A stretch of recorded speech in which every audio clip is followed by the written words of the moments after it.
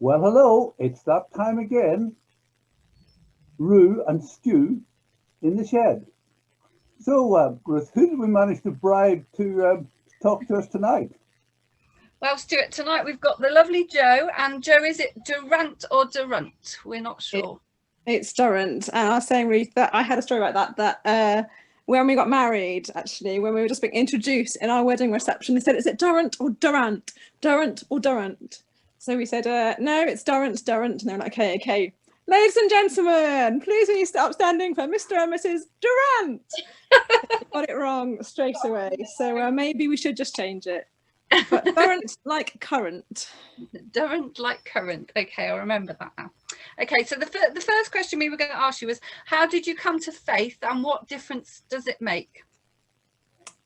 So I grown up in a Christian family.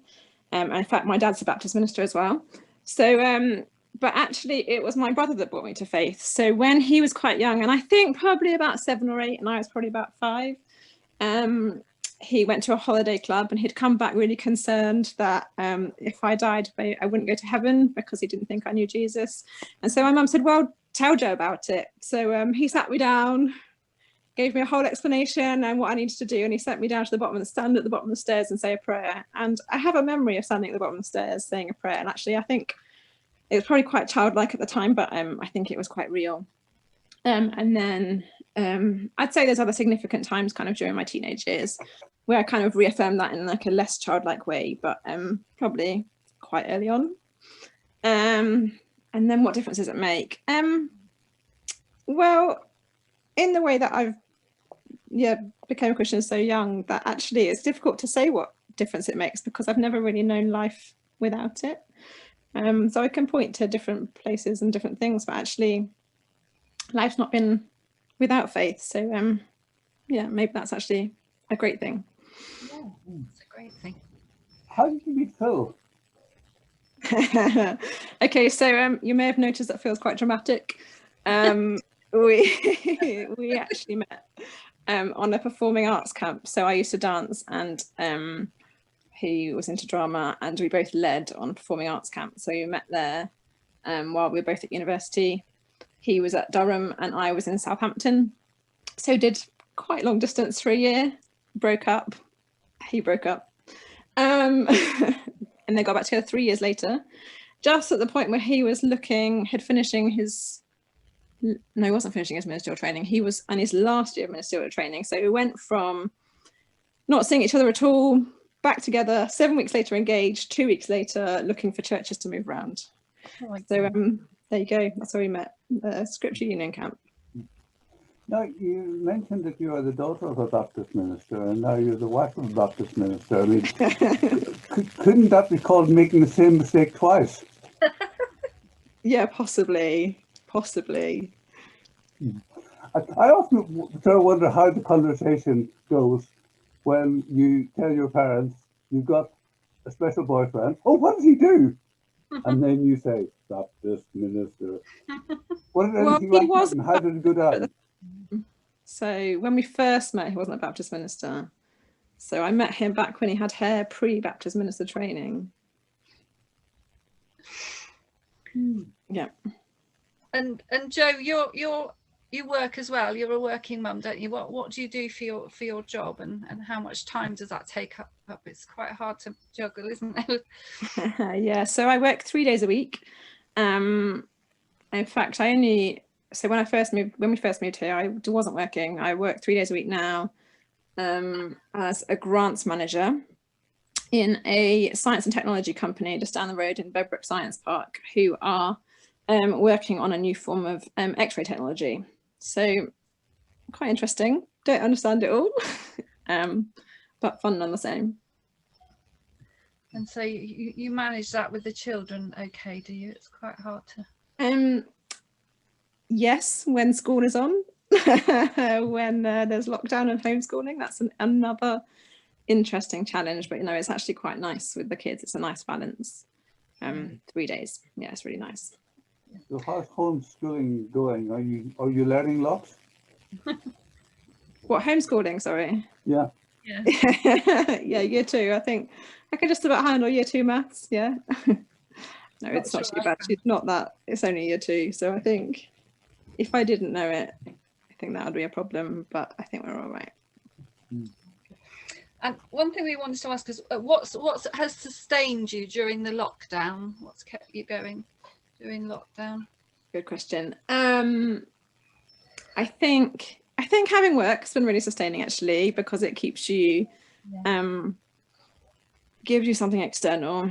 That's not just kind of your 4 walls. And I think having the kids is really sustaining as well, because they get you up, they get you going. Having a routine has been great, and kids are vital, like really helpful for that.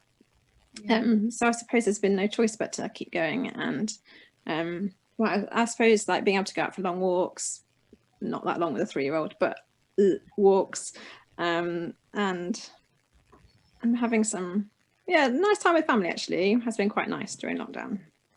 Jo, do you I always used to end up carrying a scooter or carrying a bike that they'd insisted to take, and 2 minutes in they were like, I don't want to drive this now, you have it. I've learned from that mistake, and I tend to just make them walk. Very wise. Okay, and the other Phil, so I was going to say that, I mean, Phil obviously was a student in Oxford. Did you know the area at all before coming? No, not at all.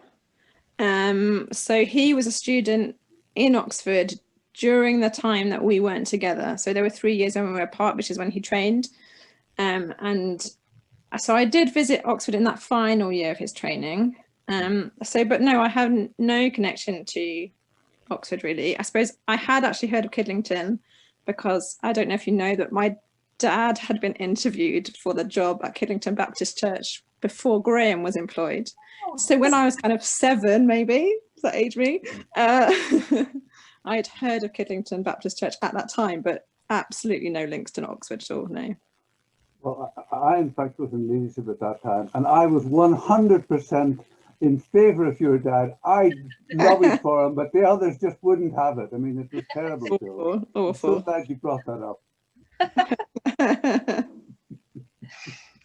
Okay, so one thing we were thinking is, if there were 2 people that you could share lockdown with other than Phil and the children, if you could choose 2 people to share, who would you choose and why?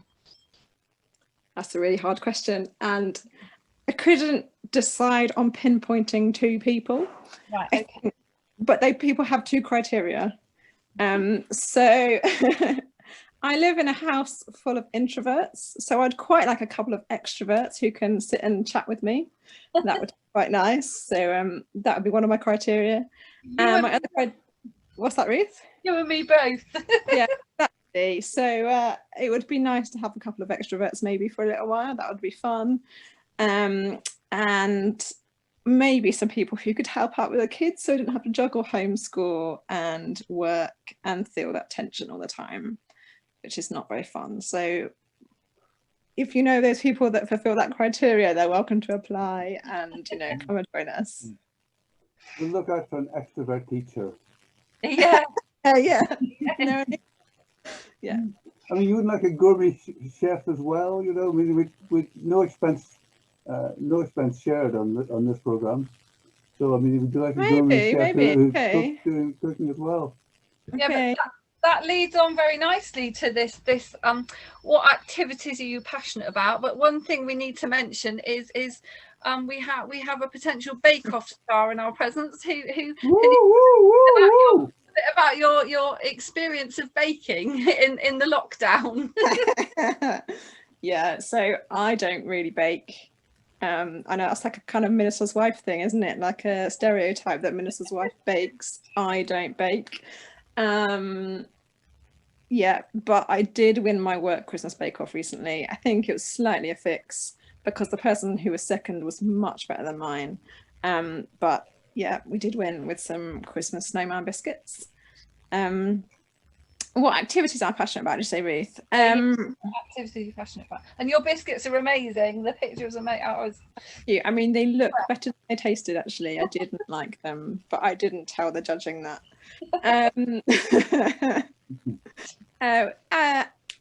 I like, get fresh air, exercise, getting out and about. I think a lot of my activities probably involve other people, so maybe like at the moment that's all shut off. I used to dance and used to be quite passionate about that, but that feels like a long time ago now since that was part of my life, so that's a bit sad.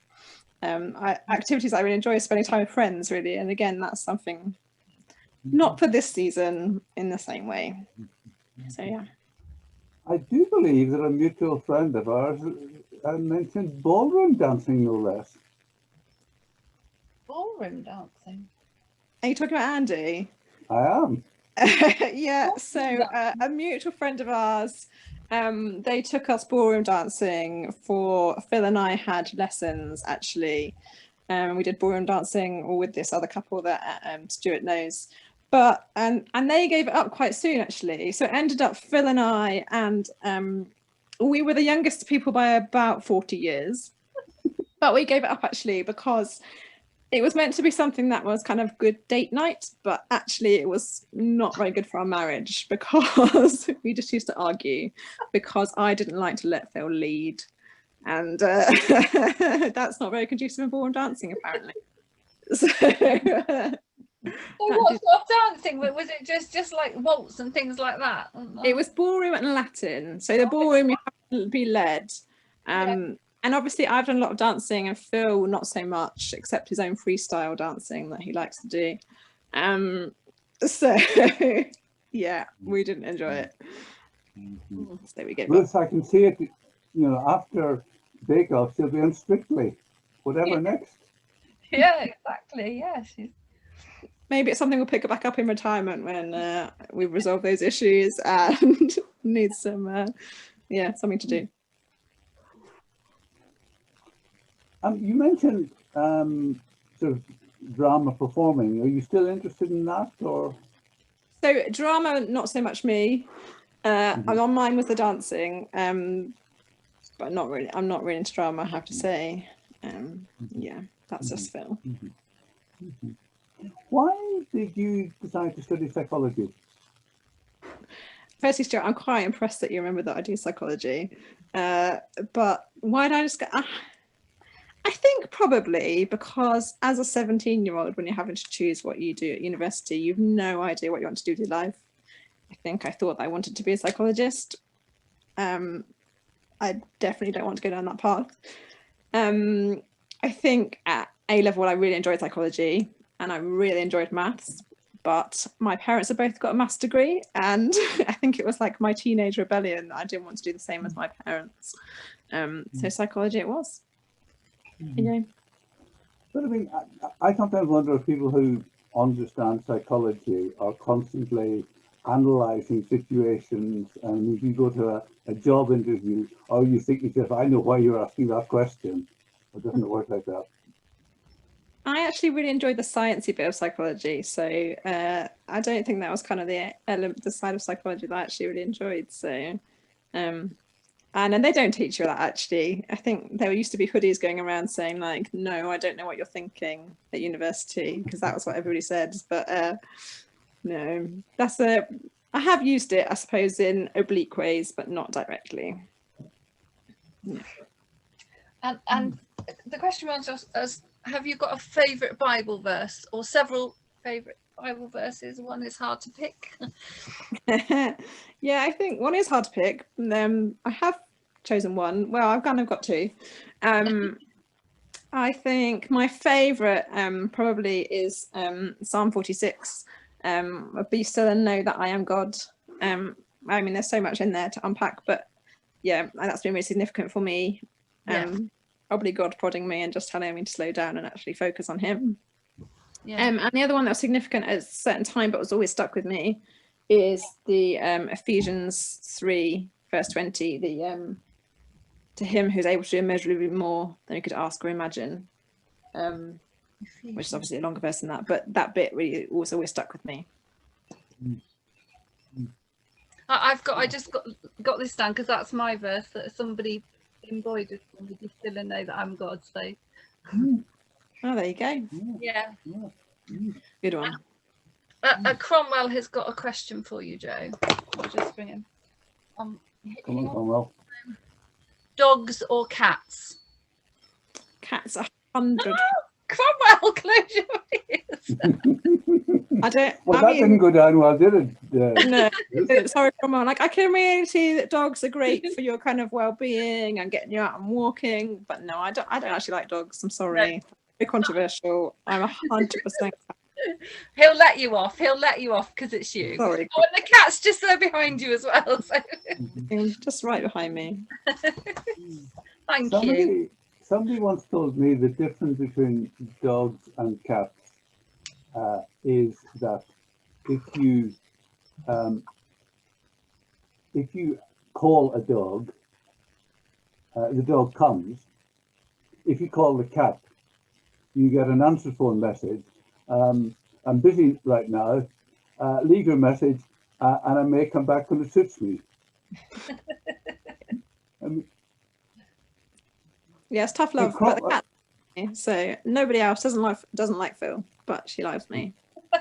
Well, I mean, Cromwell's a bit temperamental too, because I mean, he used to come to our house, but apparently now thinks it's too cold in the evening. Yeah, he does. He doesn't come so much now. Yeah, he comes for the podcast now. That's it. Shedcast. Shedcast. Well, look, thank you for your time, Jo. That's been really interesting to chat. And there's a rumor that somebody might even be watching this. And thank you. Just keep watching and bring your dog, because there'll always be a guest appearance by Cromwell with his questions. And goodbye from me, and goodbye from Ruth and Jo, I suppose. Thanks, Jo. Thank you.